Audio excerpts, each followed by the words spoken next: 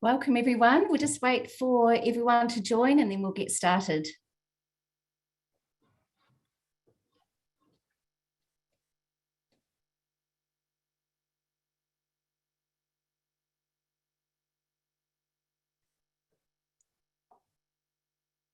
Hi everyone, we're just waiting a few minutes for people to join, so we'll get started shortly.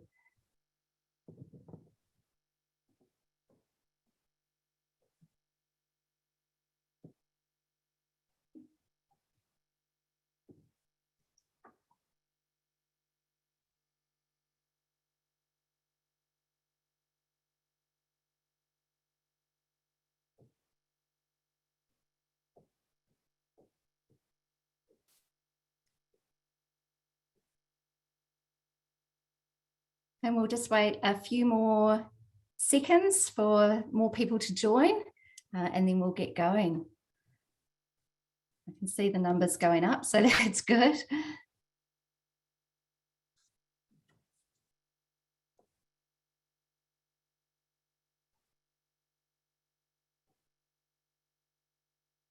Okay, I think we'll get started. So tēnā koutou katoa, very warm welcome to you. My name's Cath Lomax and I'm the Chief Client Officer here at Fisher Funds. So we're delighted to have you here this afternoon. And today I'm joined by two of our very experienced advisors, wealth advisors. So we've got Victoria Carpenter and Laura O'Reilly. So welcome both. Hi. So as many of you know, Fisher Funds provides managed funds and KiwiSavers for a range of clients, and we're really about helping our clients achieve their investment goals. And today's webinar is going to be along the same theme of how we can actually help women or important people in your life achieve what they want to achieve and have a really good retirement. So today is a presentation and then we'll open up to questions. So a few things before we get started. So your attendance isn't visible to anybody else, just to us here, the panelists. The webinar is being recorded, so we will be able to send that out at a later date. And lastly, today is general information only, so it doesn't take into account your own financial situation. But of course, you may have an advisor already, or we've got a great team here at Fisher Funds that can help you with any of your questions or queries that you might have. So we really want your questions. So down the very bottom, you'll see a Q&A button. So if you can type your question on that or any comments, and after the presentation, we'll do our very best to answer those for you. And if not, we can get back to you at a later date. So let's get started all about the webinar today. So recently, the Financial Services Council, in conjunction with the Retirement Commission, produced some research and they launched a campaign which it starts with action. And one of the key findings that you'll see here on the screen is that New Zealand women have KiwiSaver balances that are on average 20% less than men. So this is something that we're really passionate about changing here at Fisher Funds. And that's the kind of purpose of the webinar today, is building your wealth through life. And this theme is really about ensuring how we turn these facts into action to ensure equal retirement outcomes for all New Zealanders. So this webinar is for everyone, whether it's for you, an important woman in your life, your children, your grandchildren. Hopefully there's something that you take from this that can make a difference. So with the webinar today, what we're going to be discussing is a couple of things. So specifically the challenges we face as women when investing, and then also looking at the life stages. So our typical issues and opportunities through the various years. And then we're opening for questions, as I mentioned before. So Laura, I'm going to start with you. Can you tell us exactly what challenges women face when investing, and why do they face a different set of challenges at all? Yeah, so a lot of the general principles that we have around investing and how you can build wealth throughout your lifetime are obviously going to be really similar for both men and women. However, as women, we do also face some unique challenges when it comes to our retirement planning. So our first challenge is, unfortunately, even today, women still do earn less than men. So in 2021, according to the latest stats, New Zealand had a national gender pay gap of 9.1%, which is actually quite a lot when you consider that is year on year on year. And one thing that surprised me is, even in industries that we think of as really well educated, where women are doing really well, like professional services, for example, there's not only still a gender pay gap, but it's actually even bigger. So in our industry, financial and insurance services, the gender pay gap is actually 31%, which is huge. So second challenge we've got is that we have less time in the workforce to actually save. So for obvious reasons, we're more likely to take extended family leave and maternity leave around childcare. But as well as that, globally, women are still doing the majority of unpaid work. In fact, 75% of unpaid work around the globe, according to a recent study. And here in New Zealand, unpaid carers are nearly twice as likely to be women. And probably because we are working around these other commitments, women are much more likely than men to be in part-time jobs. And 1 in 5 of us is considered underemployed. So first two challenges, we earn less than men, we've got less time in the workforce to save, and then the kicker is we actually live for longer. So the life expectancy in New Zealand is about 3.5 years longer for women versus men. So that means that we've got a reduced amount of savings that we actually need to stretch out for a longer period of time. And the point of, I guess, highlighting these challenges isn't to be discouraging, but, the more informed we are, the better we can just make good choices around maximising our wealth throughout our life stage where we can. Yeah, thanks. It sounds like we've got quite a lot of work to do, Laura. So Victoria, I'm going to hand over to you. So how can women overcome some of these challenges? Can you share some of our thoughts here at Fisher Funds and how we see investing as a lifelong process? Thanks, Kath. Of course, you're never too young to start learning about being good with money and acquiring good savings habits. And that applies to boys and girls, of course. But for the purpose of today's discussion, let's take a point in life which we'll call early adulthood. So this is a kind of really important time. It's stressful, but it can be exciting too. You get your first, to coin a phrase, real job. It's also in a time when you might be thinking about going overseas for the big OE. So this time of life holds so much potential, but it isn't without some real financial pressures. You may have a large student loan that you need to pay down, and you may find that first real job is not quite as lucrative as you were hoping. And of course, there's the ever-present rise in the cost of living. Saving for a first-time deposit may seem like a distant dream. But it is at this crucial moment when it really pays to lay the groundwork for your future. And you can do this in several simple ways. The first is mastering some basic budgeting skills. Now there's an old adage, a third, a third, a third. A third on rent, a third on living expenses, and a third on saving. That stood the test of time. Another really good one is the 50-30-20 rule, which is 50% on living expenses, 30% on going out and having some fun, but the remaining 20% for savings. So what do we mean by savings? Well, that can include paying down debt. Whichever method works for you, that's fine. The key is to choose one, establish it, and stick with it. So what shape should these savings take? The questions that people ask us are, well, should I be paying down my student loan or should I be saving for my OE? And the answer to that question is largely individual. But the most crucial thing that you must not do is overlook your KiwiSaver. One of the questions we get frequently asked is, I'm ages away from buying a house and I still want to travel. Do I really need to worry about my KiwiSaver? And the answer is an unequivocal yes. Absolutely you do. It can't be stated enough the value time has on this investment. So you must be contributing, at the very least sufficient to get the government contribution, which is $1,042.86 a year, which then qualifies you to receive the $521.43 from the government. And when you think about that, on top of the money that your employer is contributing, it's a win-win. So as important, and some might argue more so, is being in the right strategy. So unless you have that house purchase in your sights, I'd say probably about 12 months out, and then at that point you need to be a little more conscious of striking the risk return balance, you should be in a growth strategy. So don't forget about making those regular contributions. Just to highlight that point, this next slide shows exactly what the difference is at retirement between a conservative fund and a growth fund.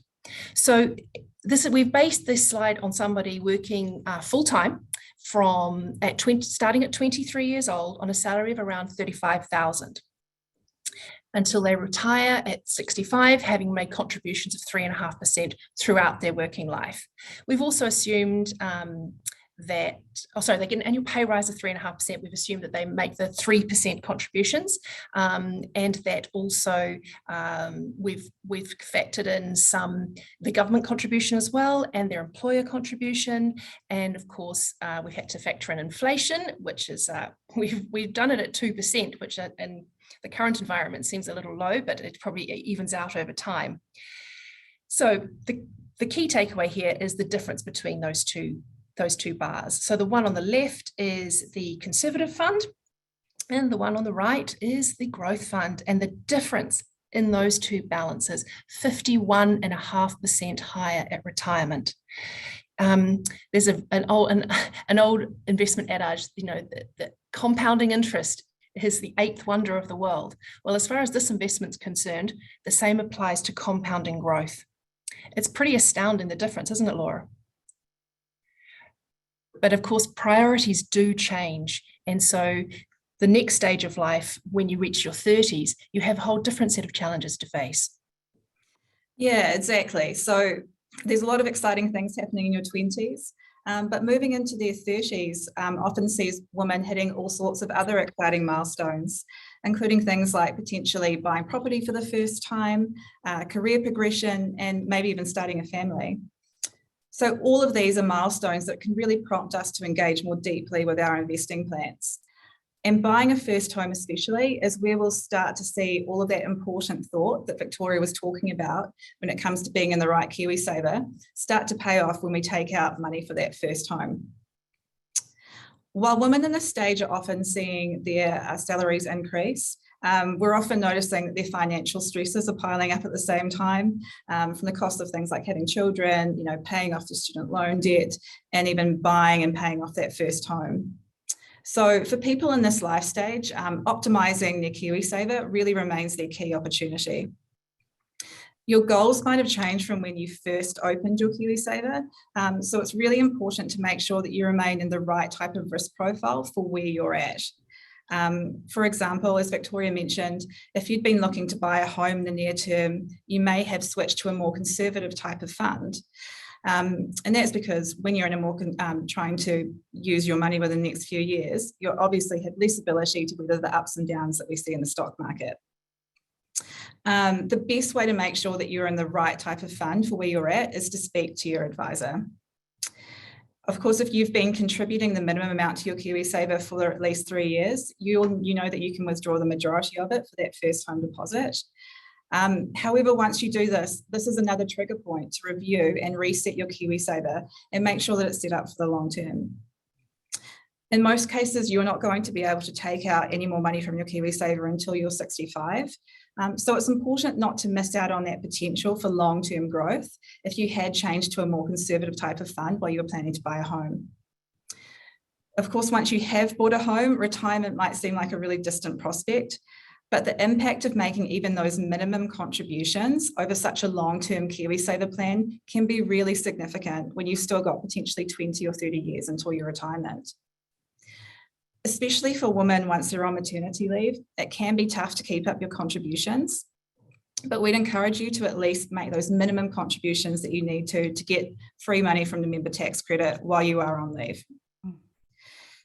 This is also another time where we start to see parents think about opening accounts for their young children, knowing how important time in the market is to grow savings over time for one, but also as a really fun way to educate their kids about investing. And Cath, I know this is something that you've done with your family. Did you want to jump in and talk about that? Yeah, Sure, something I'm really passionate about. And I recently wrote an article for Stuff a bit around the power of educating and the power of money talks with your children. So yeah, I wish my parents had kind of had those conversations with me many years ago. So I'm doing it with my children now. And I think part of it is just having the conversation and explaining how money works. And I think what you mentioned, Victoria, about that power of the compounding interest, is quite a difficult concept to explain. And the best way for them to see it is actually see it real in a managed fund or their KiwiSaver. So all my children have KiwiSavers and managed funds. My daughters in particular, contribute to both of those. They're working, my son's too young for that, but I really want my daughters to be able to understand the power of money and how it works, and starting early is really key. Yeah, I have to confess, when I was a kid, I didn't even know what a share was. But now that we've got things like KiwiSaver and you can invest in managed funds with small amounts of money, I can imagine I would have found it really motivating at the time. Yeah, exactly. Yeah, so one other thing I want to mention about this stage, as we start to get a little bit older, we've potentially bought our first home and the kids are at school. This is when we really notice clients coming to us wanting to turbocharge growing their wealth for the long term, rather than just sort of getting on the ladder. So of course, paying down the mortgage becomes a big focus, but so does investing outside of KiwiSaver potentially into something more flexible like a managed fund.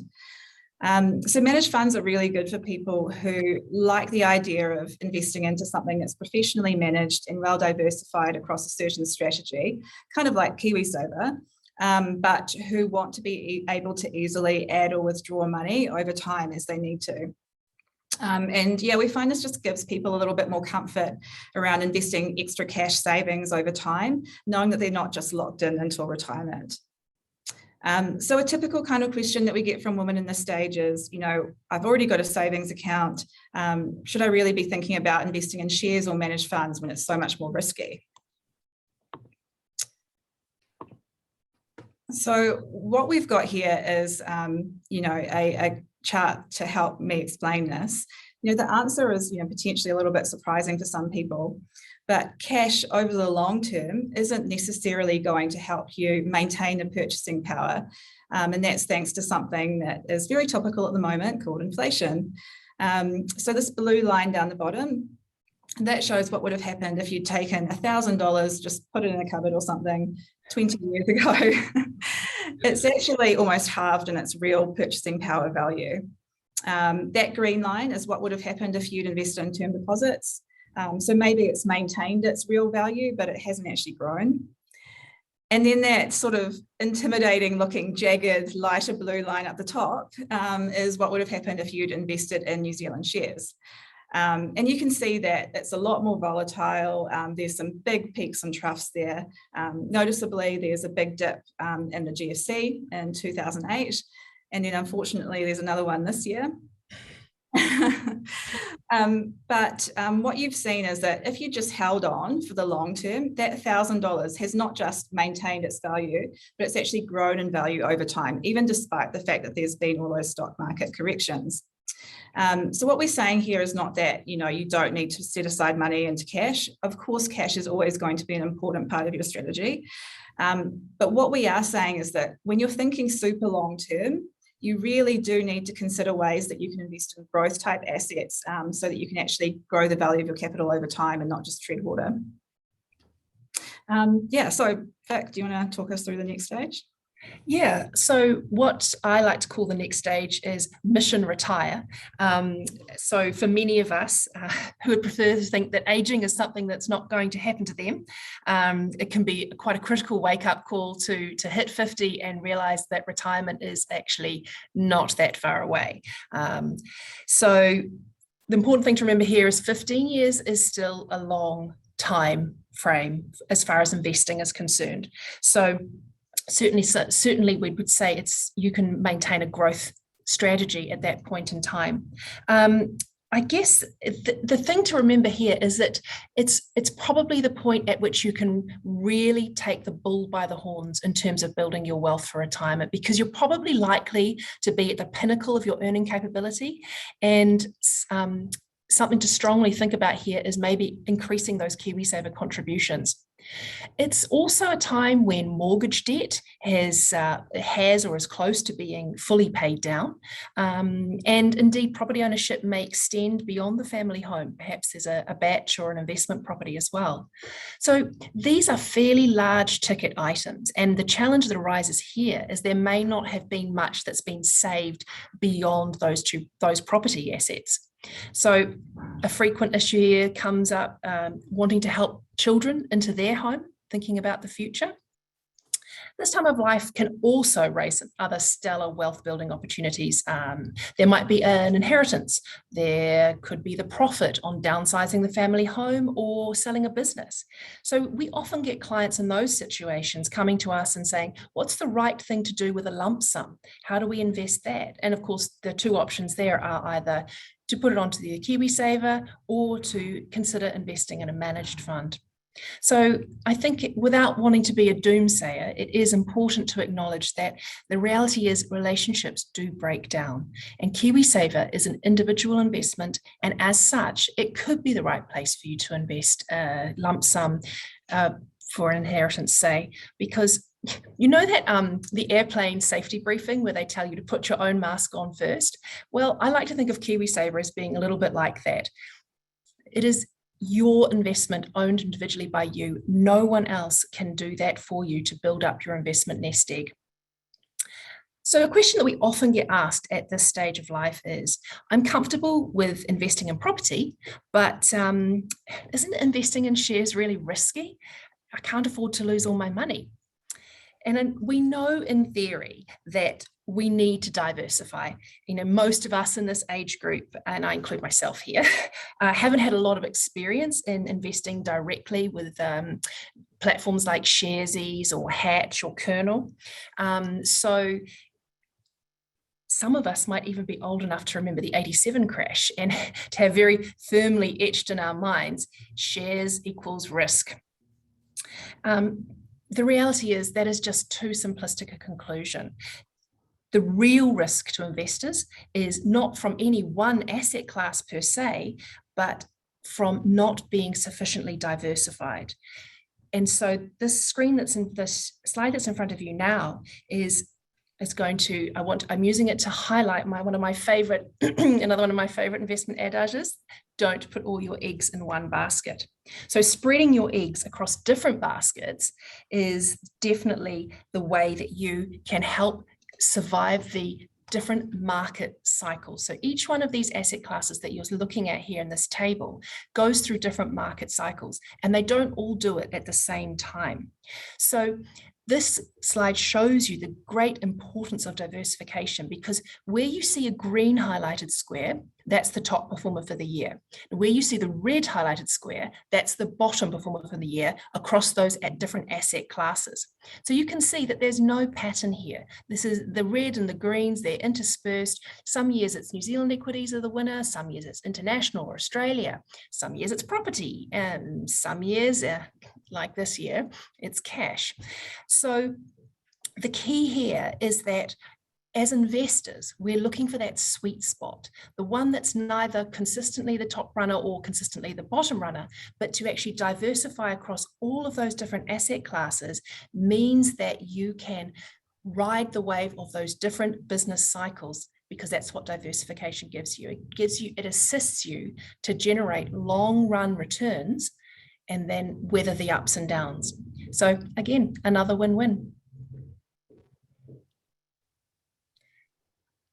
Yeah, so the last stage we'll discuss is retirement.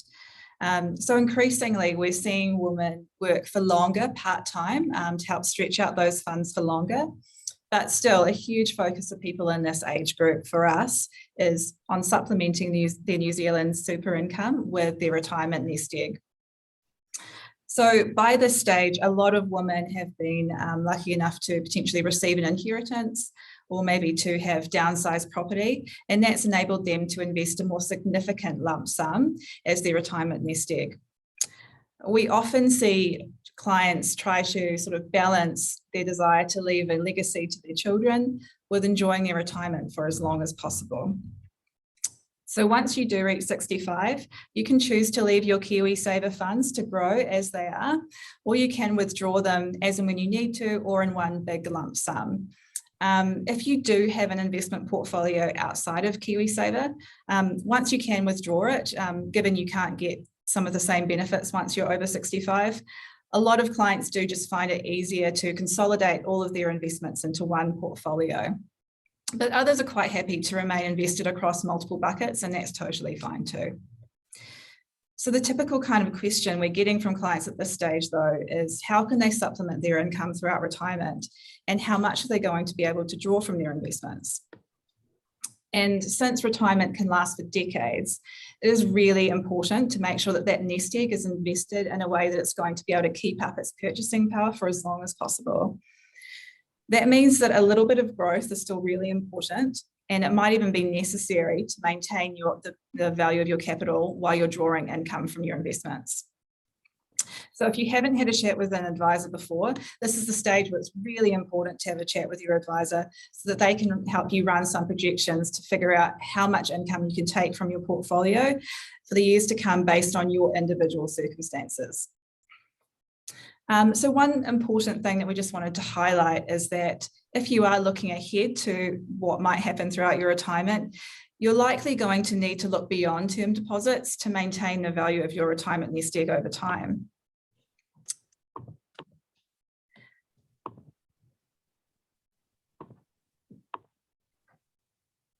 Can I just check that you can still hear me? Yeah, we can hear you. Great. Yeah, no, my screen's just gone a bit blank. But what you should be seeing now is a graph that shows the how much income you would have been able to receive from term deposits if you'd had $1 million invested over the past 20 years or so. So I know in a lot of older generations, they were able to, potentially just put money in the bank and live off of that. But for most of us, that's not going to be our reality. And what you can probably see is that the best time over the last 20 years would have been around $80,000 in income just before the GFC. But back in 2020, that plummeted to less than $10,000. So when it comes to the way that clients are approaching their retirement now, what we're increasingly seeing is they're coming to us and looking for options to invest in diversified types of funds that can enable them to take out a consistent amount of income throughout their retirement. Yes, so Cath, I think that was, us sort of running through our high life stages. Fantastic, thank you. So I'll just do a quick summary of the key points that we've discussed today, and then we have had heaps of questions coming through, so we're going to start going through those. So the key kind of messages, there's always a goal to work towards. So there's investment options to suit stages of life. So regardless of whether you're studying in your first job or even before then, like my daughters, or your post-retirement, there's always a goal to work towards and having that knowledge. The best time to start is as soon as possible. But I always think never lose heart. Like it doesn't matter what kind of time that you come into this or looking at this and go, oh my goodness, this is all too late for me. It's never too late to look at it, consider it, and look at your options. And then I think both Victoria and Laura have explained really well around not putting your eggs all in one basket, and looking at what your risk profile is and some of the tools that are there to smooth things out. So when our advisors or when any of the team or your advisor is talking to you, it's really important for them to understand your risk profile, where you sit and what you want to achieve, and then they can help put something in place to achieve those for you. So we have had lots of questions which is coming in, and as I said, we're going to try and answer them as many as we can. But I'm going to start with one which we got a couple of days ago, actually, when we first went out, which was, how can I best plan for retirement and the amount of money that would be important to have saved in? So how much money do I need to have to retire or live comfortably? Who wants to tackle that one? Yeah, I think, Vic, you are making a good point about our website and our retirement calculator. Yeah, so we've got a retirement calculator on our website, which gives the option of several different retirements, a fairly bare bones ones right through to the luxury retirement, and that can give you a really good idea of how much you're going to need at retirement. But everyone's definition of comfortable is going to be a little bit different. So that's largely a conversation that you would want to have with an advisor, because your specific needs are going to need to be gone through and thought about. And also, a really important thing to think about at that point is also your working capital requirements for the next 12 to 24 months versus your need to maintain some growth, as you mentioned, Laura, to provide the longevity required by that investment, so it's going to actually last you for your full retirement. Yeah, and I just echo that it's a really good time to speak to your advisor if you haven't, because it's not just necessarily a purely mathematical calculation that you can do easily by yourself, when there's factors like maybe money you've got outside of your investments here, or potential for downsizing property in the future but just not now, your risk personality, as well as your ability to take on risk, and those are all things that we'd consider with you. Yeah, there's just so many variables. It really pays to sit down and have a really in-depth conversation with someone someone can really get to know you and understand your needs, and then come up with the right investment solution for you.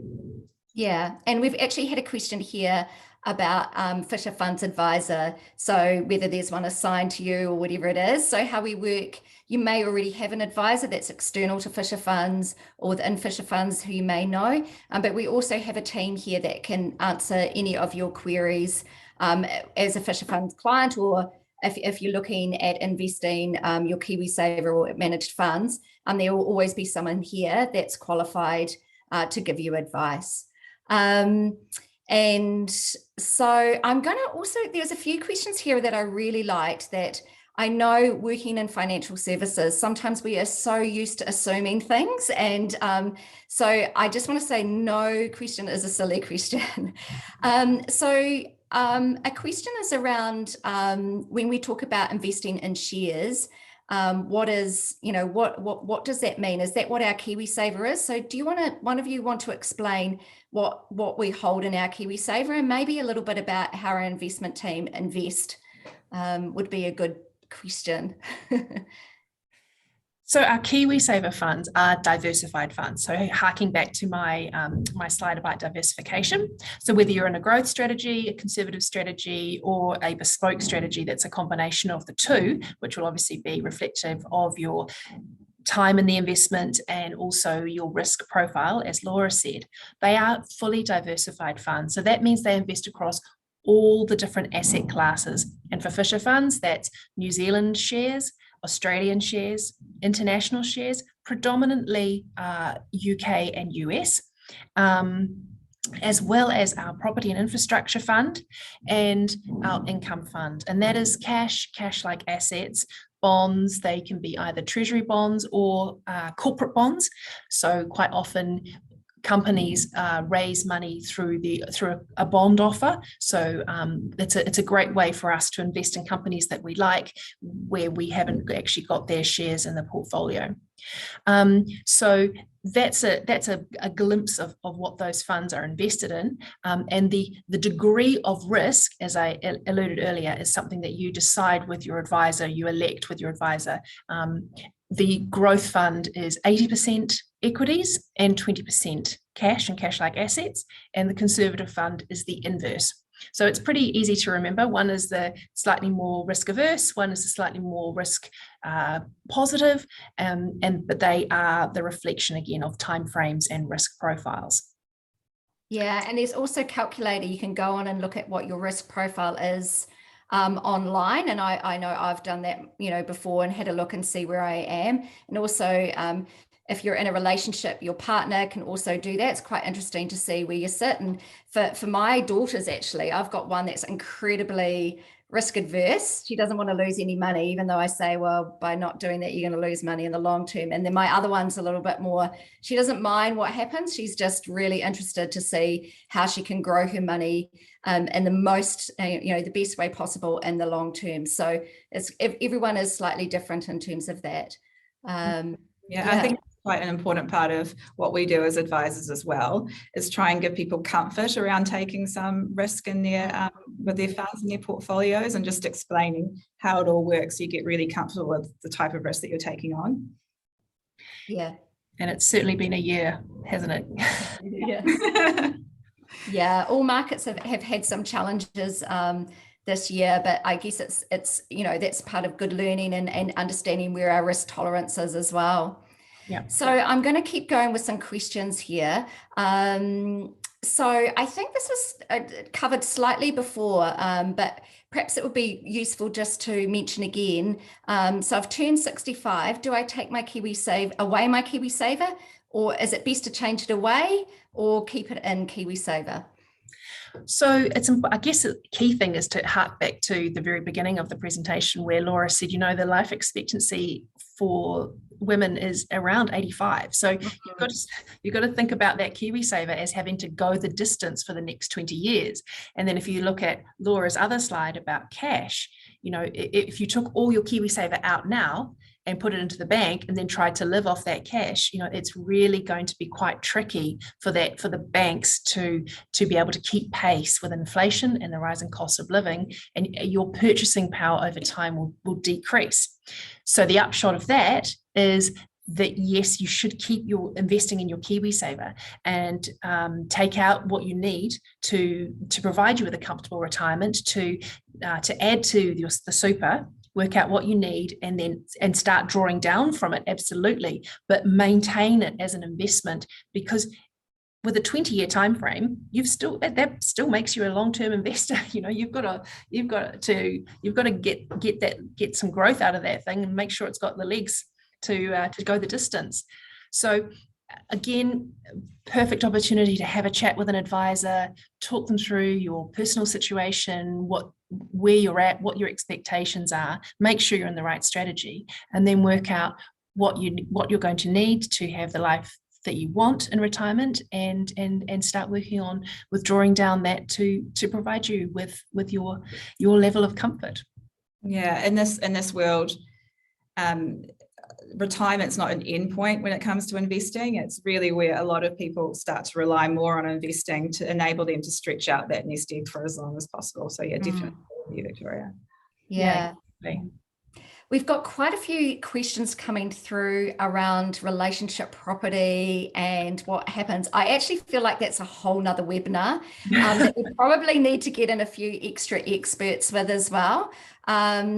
So for those questions, if we don't answer them, then please just message us individually, and then I think that could be good for another webinar, is to actually have something around that, and we could invite some guest speakers on that as well, if that's of interest to some of our viewers and listeners today. Okay, so Laura, I'm going to ask you a question. If you had extra money each week, would you put it into a managed fund? And how will it look over the next year or two, as at the moment it's going down in value? Yeah, well, you've got two choices. If you've got extra money coming in, you could be putting it into your KiwiSaver or into a managed type fund, as you're saying. If you're putting it into your KiwiSaver, the benefit is that it's locked away, so you can't touch it until either you're buying your first home or you're retiring. So for some people, they know that they need to save themselves from themselves. Sometimes I've been in this bucket, so that can be a good option for you.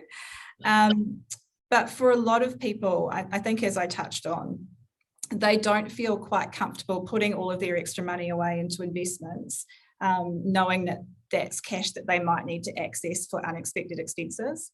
And the other reason that managed funds can be quite good is it enables you to save into investments for sort of shorter or medium term goals rather than just for retirement. So, maybe that you want to buy another property, but it's maybe like a 10-year goal, or a boat or something like that.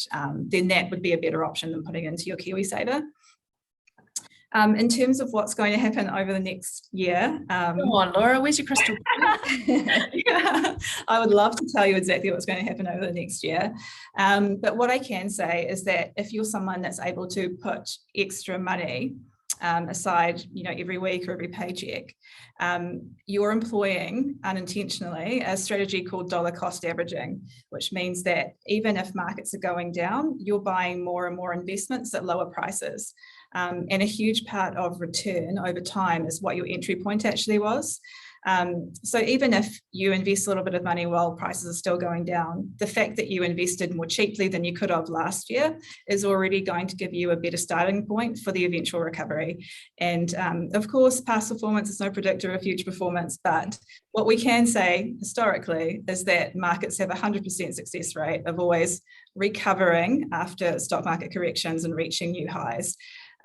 So if you are just employing little bits of money into savings now, into investments, that's probably going to, even if things aren't a straight line, work out quite well over the long term. A really good thing is sometimes, I know there's a lot of pressure with inflation at the moment. I know, anyone tried to fill up their car recently or buy groceries, it just seems like things are extortionately expensive. But a really great thing is if you get a pay rise, which hopefully you do get one, you can, if you could siphon that pay rise off into an investment, that's often a really good way of, you've learned to live on the money that you currently earn. And so that extra money is money that you weren't expecting to have. You can live off the wages that you currently earn. It's a really good way to start savings additional to the ones that you've already got. And actually, I should have mentioned as well, our investment team has really highlighted that the expected return from today's prices is actually a lot better than what it was last year when prices were higher. So for example, even in our income fund, which is really conservative, the yield, I think this time last year was about 2.5%, and now it's increased to about 6.5%. So although it's scary, if you can sort of bite the bullet and invest more in a softer market, it can work out really well. Yeah, things are looking very reasonably priced, unlike the supermarket. Okay, so I think we've got time for a few more questions here. So I quite like this one here, which is so they earn from their own business that they've got, and they're not paying any KiwiSaver, still have a student loan and a mortgage between them and their partner. What is the best way to put some money in for KiwiSaver so they can start building up their savings for their future? And they're 50 years old. What would you say, apart from come and see us and we can help? What would you say? That's a good start. I mean, you can still make voluntary contributions even if you are self-employed, and we definitely recommend that at least to that minimum level, so you are getting the member tax credit. But after that point, you've sort of got the choice whether or not you want to put that additional extra contribution into more voluntary KiwiSaver contributions or into a managed fund. I mean, either way, you're going to get the job done over the long term. But in terms of finding the right fund for you, that's definitely something that speaking to an advisor about would be a good move. Yeah. And there's quite a few questions here about costs of an advisor. So here at Fisher Funds, we have a team that can help you. They help people through their various life stages, and there's no cost for talking to anyone here at Fisher Funds. And the webinar is being recorded, and we will be sending that out. Okay, a couple more questions. So Laura, I'm now 65 and I'm working part-time. Can I take out small amounts from my KiwiSaver account? Yes, once you've reached 65, you can withdraw from your KiwiSaver, even just small amounts as and when you need to, as a regular withdrawal, or you can withdraw the whole lot and put it into a different kind of investment if you've got something else in mind. Great. Okay, so I'll do one more question here, and some of these questions that we've got here are quite specific. So as I said, we'll either be in touch, or if you don't hear from us, if we don't have your details, then please email us and someone will be in touch. But the last question I'm going to throw open to you, actually, I'll do this one. What is like the one best piece of advice or best thing that you wished you'd known before you became an advisor and you have everything sorted out? What would be the best thing for each of you? I wish I'd understood how important time in the market was and the power of compounding returns. It's like the flip side of evil compounding interest on a credit card is compounding growth. Yeah, so just the power of even putting, $1,000 or $100 aside when you're a teenager or a very young adult and investing it in growth throughout your life is huge. So it might have made me sort of make different trade-offs when it came to spending money when I was a little bit younger. Versus, Yeah, I think that's really key for me as well. Yeah, as I said, I wish I'd learned or known or the power of that compounding interest, and even that little bit just builds up over time.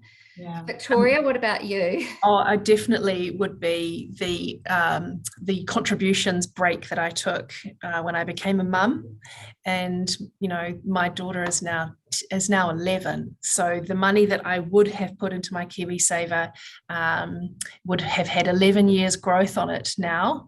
And I think you get so caught up with your new role in life, being a parent. You sort of retirement takes a back step for sure. So yeah, I wish I'd been a little bit more future focused at that time. Yeah. Very good. Okay. Well, thank you very much, Victoria and Laura, for your time today. Thank you to all of you that have been listening and viewing this. Yeah, it is going to be recorded and sent out. And please feel free to contact us. So email us, phone us, and someone will be able to help you out with any questions that you've got. And also, we'd love any feedback on the webinar today, what you'd like to see more of, or differently, or better. Yeah, we'd love to hear that. So have a wonderful afternoon, and thank you very much. Thanks very much. Thanks, everyone. Bye. Bye.